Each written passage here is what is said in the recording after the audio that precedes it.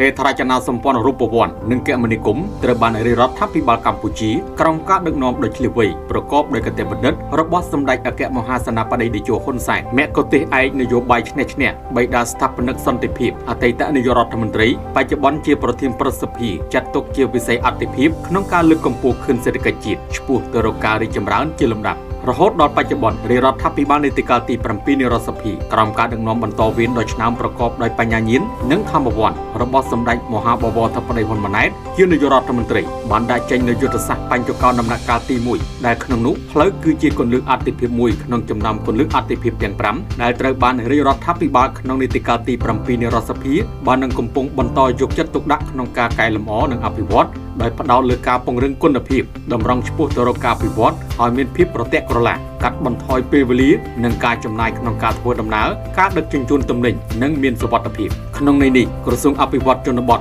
ដែលជាសេនាធិការរបស់រាជរដ្ឋាភិបាលបាននឹងកំពុងបំពេញមុខងារដ៏ចាំបាច់នេះពោលគឺបន្តស្ថាបនាស្ដារជួសជុលថែទាំពង្រីកនិងលើកកម្រិតគុណភាពផ្លូវនៅតាមតំបន់ជនបទឲ្យមានគុណភាពធន់នឹងការប្រែប្រួលអាកាសធាតុនិងគ្រោះធម្មជាតិមានសុវត្ថិភាពនិងសោភ័ណភាពមានភាពប្រទាក់ក្រឡាគ្នាកាត់បន្ថយគម្លាតរវាងទីប្រជុំជននិងតំបន់ជនបទបណ្ដាញផ្លូវជនបទដើរតួនាទីដ៏សំខាន់នៅក្នុងការជំរុញឲ្យមានកំណើនសេដ្ឋកិច្ចនៅតំបន់ជនបទនិងសេដ្ឋកិច្ចជាតិតាមរយៈការធ្វើសមាហរណកម្មសេដ្ឋកិច្ចតំបន់ជនបទជាមួយទីក្រុងនិងទីប្រជុំជននិងដើម្បីទាក់ទាញការវិនិយោគលើវិស័យកសិកម្មនិងកសិឧស្សាហកម្មពិសេសសម្រាប់ការនាំចេញផលិតផលកសិកម្មទាំងពាក់កណ្ដាលសម្រេចនិងផលិតផលសម្រេចជាងនេះទៅទៀតបណ្ដាញផ្លូវជនបទបាននឹងកំពុងបម្រើផលប្រយោជន៍ដោយផ្ទាល់ដល់ប្រជាជននៅតំបន់ជនបទតាមរយៈការជំរុញសកម្មភាពសេដ្ឋកិច្ចឲ្យកាន់តែមានប្រសិទ្ធភាពបង្កលក្ខណៈងាយស្រួលដល់ការដឹកជញ្ជូនកសិផលការធ្វើដំណើរទៅទទួលសេវាអប់រំសេវាសុខាភិបាលនិងសេវាសង្គមនានា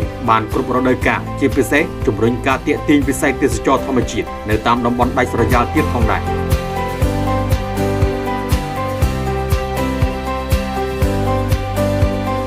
ជាក់ស្ដែងផ្លូវជនបទមួយខ្សែមានប្រវែង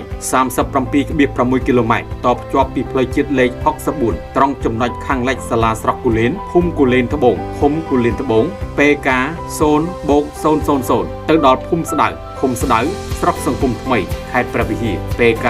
37/600 ដែលជាប្រភេទផ្លូវកម្រាលគ្រោះប្រហោងបានទទួលរងការខូចខាតខ្លាំងដោយសាររថយន្តធុនធំធ្វើឲ្យពិបាកធ្វើដំណើរដោយនៅរដូវប្រាំងមានដីហុយមើលមិនឃើញគ្នាប៉ះពាល់ដល់សុខភាពប្រជាជនហើយនៅរដូវវស្សាមានចង្ហុកធំធ្វើឲ្យអ្នកដំណើររអិលនិងជាប់ហុងមិនអាចធ្វើដំណើរបានដោយសារស្ថានភាពដ៏លំបាកនេះប្រជាពលរដ្ឋរស់នៅតាមដងផ្លូវនិងអ្នកធ្វើដំណើរតាមផ្លូវនោះបានត្អូញត្អែរអំពីការពិបាកធ្វើដំណើរការងារប្រកបរបរទទួលទានផ្សេងៗព្រមទាំងបានស្នើសុំឲ្យអាជ្ញាធរពាក់ព័ន្ធជាពិសេសមន្ទីរអភិវឌ្ឍជនបទខេត្តព្រះវិហារជួយកែលម្អផ្លូវនេះដើម្បីជួយសម្រួលដល់ការធ្វើដំណើរនិងការប្រកបរបររកស៊ីទទួលទានរបស់ពួកគេក្នុងអំឡុងពេល COVID-19 ការពីដើមឡើយផ្លូវនេះគឺជាផ្លូវប្រទេសគោប្រជាពលរដ្ឋបើកបរដោយស្ថានភាពលំបាកដោយផ្លូវធម្មជាតិតែម្ដងហើយបាននៅឆ្នាំ2010 2012បាននៅខាងវិស្វកម្មរបស់សម្ដេចតេជោបានមកអភិវឌ្ឍជាផ្លូវក្រាស់គ្រោះក្រហមចាប់ពីអនុវត្តផ្លូវក្រាស់គ្រោះក្រហមមកហើយយើងបានប្រើប្រាស់តាំងពីឆ្នាំ2012ដល់ឆ្នាំ2017រហូតដល់ឆ្នាំ2020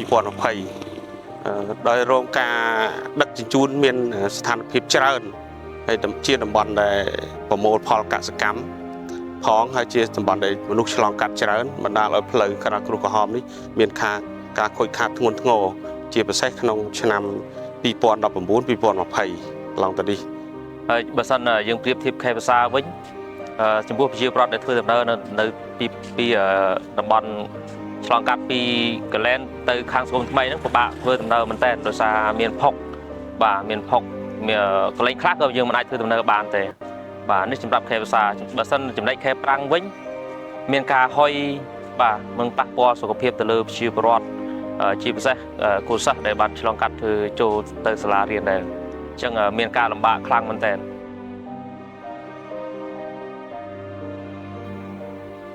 ចង្ការព្រឹកឡើងម៉ោង6ម៉ោងអីមេឃភ្លៀងបាទអញ្ចឹងយើងត្រូវពាក់អាវភ្លៀងមកហើយផ្លូវរអិលឬកលៀកចង្ការដួលខ្លះបើខែប្រាំងវិញគឺ បញ្ហាដែលជួបប្រឈមគឺបញ្ហាហុយខ្លាំងអាសាឡានធំដឹករំលងដឹកអីផ្សេងដឹកស្រូវហ្នឹង ពីមុនផ្លូវវាពិបាកក៏លុបឲ្យផឹកតិចក៏ផលវិបាកពេលយើងជិះកង់ទៅដួលប្រឡាក់ខោអាវទៅផ្ទះវិញ នេះការពីមុនគឺជាផ្លូវដែលមានការលំបាកពាក់ព័ន្ធទៅនឹងការធ្វើចរាចរណ៍របស់ប្រជាពលរដ្ឋគឺមានកលុបមានព្រៃបាទមានអូបាទពិសេសគឺអូទឹកលិចកន្លងមក ហុយខ្លាំងពេលដែលឡានឆ្លងកាត់អញ្ចឹងភាសាគឺពេលដែលចាប់ដើមលក់ដូរហ្នឹងគឺពេលហុយទៅតែក្រោបរាល់សាច់ហើយបន្លែទាំងអស់ដល់ពេលហុយដែលខ្លាំងហ្នឹងគឺបញ្ហាសុខភាពក៏មានដែរកូនអីអត់ស្រួលខ្លួនក្អកតាមហ្នឹង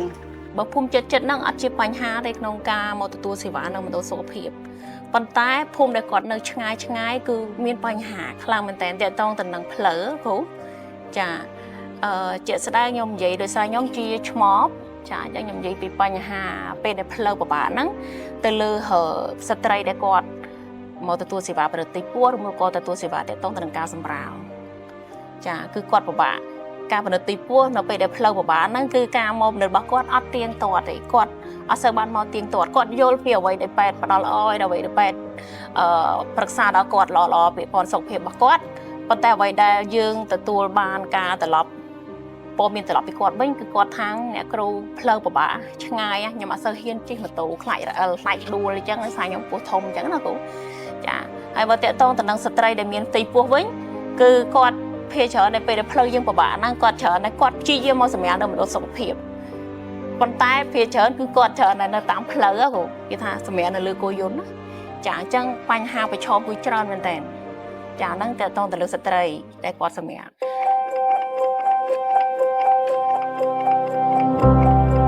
ឆ្លើយតបទៅនឹងការស្នើសុំរបស់ប្រជាពលរដ្ឋនៅឆ្នាំ 2020 មន្ទីរអភិវឌ្ឍជនបទខេត្តព្រះវិហារបានលើកផែនការបញ្ចូលផ្លូវមួយខ្សែនេះទៅក្នុងកម្មវិធីអភិវឌ្ឍហេដ្ឋារចនាសម្ព័ន្ធជនបទសម្រាប់កម្ពុជា RIP for Cam ហើយរដ្ឋាភិបាលបានចាប់ផ្ដើមបើកការដ្ឋានស្ថាបនាខ្សែផ្លូវនេះជាផ្លូវក្រាលកៅស៊ូ2ជាន់ DBST ទទឹង7ម៉ែត្រមានសាងសង់សំណង់សិល្បកម្មជាច្រើនកន្លែងដែលធន់នឹងការប្រែប្រួលអាកាសធាតុនិងអាចប្រើប្រាស់បានច្រើនរដូវកាល កាលពីខែកុម្ភៈឆ្នាំ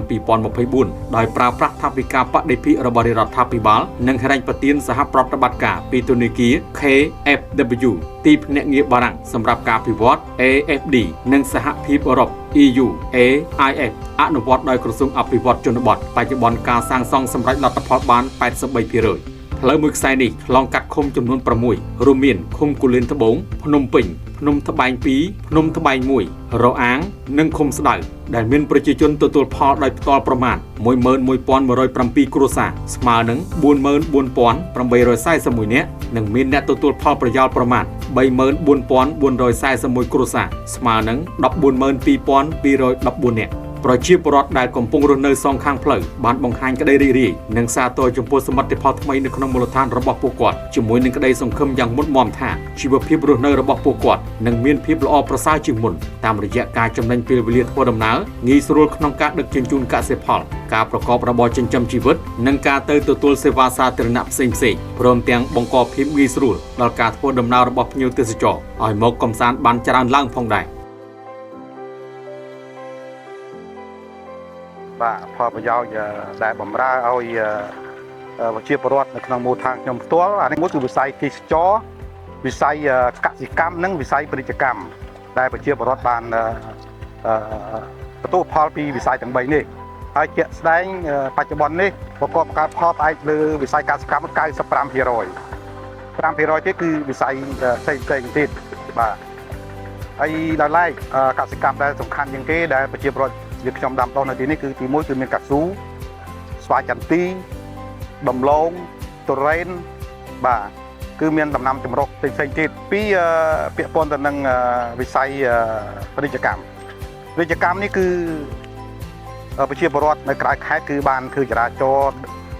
លក់កសិផលដូចជាសម្ភារៈផ្សេងជូនដល់ប្រជាពលរដ្ឋខ្ញុំនេះគឺថាមានការធ្វើដំណើរនឹងវាស្រួលបាទវាស្រួលហើយ ចំពោះតម្លៃដែលលក់ដូរគឺមានតម្លៃធូរជាងមុនតែជាងទៅលំបាកបាទអានេះចំណុចទី2ហើយចំណុចទី3ពាក់ព័ន្ធទៅនឹងវិស័យទេសចរសង្គមថ្មីខ្ញុំនេះគឺមានប្រាសាទមួយហៅថាប្រាសាទខាត់ បាទប្រាសាទប្រខាត់អញ្ចឹងភ្ញៀវទីចូលទាំងភ្ញៀវជាតិអន្តរជាតិលោកធ្វើដំណើរនឹងផ្លូវនេះគឺលឿនបាទបានទាន់ចិត្តហើយបានមកទស្សនាជាច្រើនបច្ចុប្បន្ននេះនៅក្នុងប្រាសាទប្រខាត់ដែលជា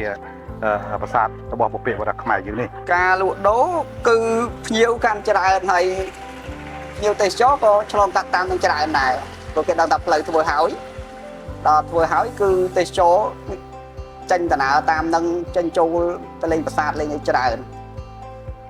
ហើយខ្ញុំក៏លក់ដូរដាច់ដែរតាមនឹង តាំងពីការកសាងផ្លូវនេះឡើងឃើញថាប្រជាពលរដ្ឋមានការអបអរសាទរខ្លាំងមែនទែនតំបន់នេះគឺជាតំបន់ឆ្លងកាត់ឃុំទាំង6ហើយស្រុកទាំង2មានស្រុកកលេននិងស្រុកកូនថ្មីហើយជាទិសដៅមួយដឹកកសិផលកសិកម្មដែលមានសក្តានុពល2សក្តានុពលទី1គឺវិស័យកសិកម្មក្នុងនោះយើងមានដីក្រហមជាច្រើននៅក្នុងគម្រោងនេះហើយយើងអាចដឹកចេញទៅលក់នៅទីផ្សារគឺមានកៅស៊ូមានពោតសណ្ដែកមានស្វាយចន្ទីស្រូវជាដើមដឹកច្រើនមែនទែនបាទហើយទី2ទាក់ទងទៅនឹងវិស័យទេសចរវិស័យទេសចរក៏យើងមានតំបន់ទេសចរ2សំខាន់នៅក្នុងកំណត់ផ្លូវនេះទី1គឺមានប្រាសាទខ្នារសែនកែវដែលប្រាសាទនេះនៅស្អាតបាទហើយទី2មានទឹកជ្រោះគេហៅថាទឹកជ្រោះចាក់រ៉េដែលជាតំបន់ថ្មីមួយហូរនៅពីភ្នំត្បែងមកហៅថាចាក់រ៉េក្រោមតែយើងអត់ទាន់បានទៅទស្សនាកម្រអ្នកទៅឃើញព្រោះអត់មានផ្លូវឥឡូវយើងមានផ្លូវយើងទៅទស្សនាបានល្អបំផុតហើយទី3យើងស្ដានពលនេះយើងកាលណាយើងឆ្លងកាត់ពីប្រាសាទកោះកេរឬប្រាសាទព្រះវិហារអាចទៅទស្សនានៅប្រាសាទភិខ័ននៅស្រុកសង្គមថ្មីបានផងដែរអញ្ចឹងទី4ទៀតយើងអាចឆ្លងកាត់ពីសៀមរាបឆ្លងកាត់តាមផ្លូវកាត់នេះទៅភ្នំពេញទៅកំពង់ធំជិតជាងទៅខេត្តព្រះវិហារបាទខុសគ្នាចម្ងាយប្រហែលជា30-40គីឡូម៉ែត្រផងដែរនៅផ្លូវកាត់នេះ បាទបើសម្រាប់ផ្លូវគម្រោងមួយខ្សែនេះយើងក្នុងកិច្ចសន្យាយើងចាប់ផ្ដើមពីខែកុម្ភៈឆ្នាំ2024ហើយយើងគ្រោងនឹងបញ្ចប់នៅខែចុងខែ5នេះដើមខែ6ឆ្នាំ2025នេះក្នុងនាមរដ្ឋបាលស្រុកឬក៏តំណាងឲ្យប្រជាពលរដ្ឋនៅក្នុងស្រុកសង្គមថ្មីទាំងមូលពិតជាសប្បាយចិត្តហើយក៏សូមជូនពរថ្នាក់ដឹកនាំជាពិសេសសម្ដេចតេជោហ៊ុនសែនអតីតជានាយករដ្ឋមន្ត្រីនៃព្រះរាជាណាចក្រកម្ពុជានិងសម្ដេចបវរធិបតីដែលជានាយករដ្ឋមន្ត្រីដឹកនាំបច្ចុប្បន្ននេះហើយសូមអរគុណជាអនេកការចំពោះទឹកចិត្តដ៏ប្រពៃរបស់សម្ដេចដែលធ្វើឲ្យស្រុករបស់ខ្ញុំនេះមានផ្លូវកស៊ូបាទមានផ្លូវកស៊ូគឺថាធ្វើដំណើរស្រួលហើយយើងខ្ញុំទាំងអស់គ្នានៅគ្រប់គ្រងសម្ដេចបវរធិបតីដើម្បីដឹកនាំប្រទេសឈានដល់ការអភិវឌ្ឍបន្តទៀតជួបមកឲ្យគ្រប់គណៈបាលក៏ដូចជាប្រជាពលរដ្ឋទូទាំងស្រុកកលែនពិតជាដឹកគុណចំពោះសម្ដេចមហាបវរធិបតីគុណម៉ាណែតនាយករដ្ឋមន្ត្រីនេះរាជាណាចក្រកម្ពុជាតែយកចិត្តទុកដាក់អភិវឌ្ឍក៏ដូចជាថែរក្សានៅសុខសន្តិភាពសម្រាប់កម្ពុជាយើងក្នុងនោះដែរក៏សូមថ្លែងអំណរគុណយ៉ាងជ្រាលជ្រៅចំពោះសម្ដេចតេជោហ៊ុនសែនដែលជាស្ថាបនិករបស់កម្ពុជាទាំងមូលដែលតែគ្រប់គ្រងប្រទេសតាំងពី30-40ឆ្នាំមុនមកនេះបាទធ្វើឲ្យប្រទេសជាតិមានសន្តិភាពថ្ងៃនេះហើយក៏ស្ថិរភាពនយោបាយមានការអភិវឌ្ឍស្មើមុខស្មើមាត់នៅប្រទេសដទៃផងដែរ